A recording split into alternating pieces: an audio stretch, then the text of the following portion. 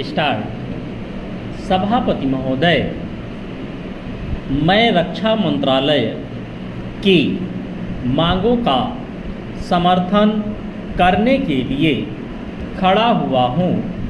वर्तमान घटनाओं से पता चलता है कि संसार का हर देश अपनी सुरक्षा के बारे में चिंतित है और उसके लिए हर प्रयत्न कर रहा है।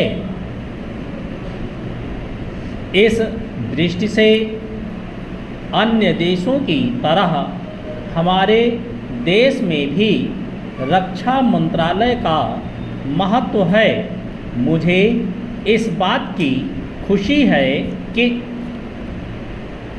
जहां अन्य मंत्रालयों की उनके पिछले साल के कामों के बारे में काफ़ी आलोचना हुई है, वहां इस मंत्रालय की कम आलोचना हुई है।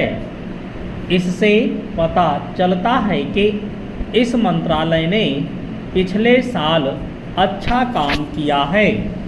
मोटे तौर पर किसी भी देश की सुरक्षा नीति का लक्ष्य यह होता है कि दूसरे देशों, खास तौर से पड़ोसी देशों के साथ मित्रता के संबंध स्थापित हों और हम एक दूसरे के मामलों में हस्तक्षेप ना करें। लेकिन उसके साथ यह भी जरूरी होता है कि हम अपने देश की सीमाओं और अखंडता की रक्षा करें। इसलिए हमारे देश का यह कर्तव्य हो जाता है कि हम अपने पड़ोसियों के कार्यों पर पूरी नज़र रखें, क्योंकि आज तक हमारे देश पर जो संकट आए वे हमारे पड़ोसियों से आए हैं। 1965 में पाकिस्तान के साथ जो लड़ाई हुई और उसके बाद ताशकंद में जो समझौता हुआ वह सिर्फ कागज़ पर ही रहा। पाकिस्तान ने उस पर कोई अमल नहीं किया। इस दृष्टि से बहुत ज़रूरी है कि हम अपने देश की सुरक्षा की हर तरह से व्यवस्था करें। हमारा उद्देश्य दूसरों पर आक्रमण करना नहीं है, लेकिन यदि हम पर कोई आक्रमण करे तो हम में इतनी शक्ति अवश्य होनी चाहिए कि हम उसका डटकर सामना कर सकें।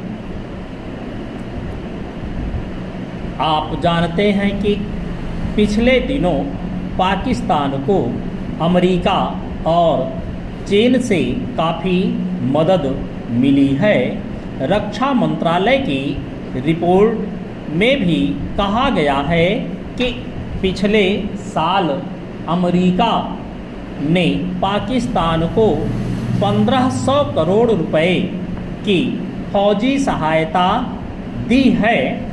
आज जहां हम फौजी सामान के लिए अपने कारखानों की मदद से अपनी शक्ति बढ़ाने का प्रयत्न कर रहे हैं, वहां पाकिस्तान संसार के देशों से फौजी सामान खरीद रहा है। अपनी नीति के कारण वह सब देशों से लाभ उठा रहा है। मेरा सुझाव है कि हमको भी अपनी शक्ति बढ़ाने के लिए संसार के अन्य देशों से अधिक फौजी सामान खरीदना चाहिए। आज तिब्बत की सीमा पर चीन की 1.5 लाख फौज खड़ी है।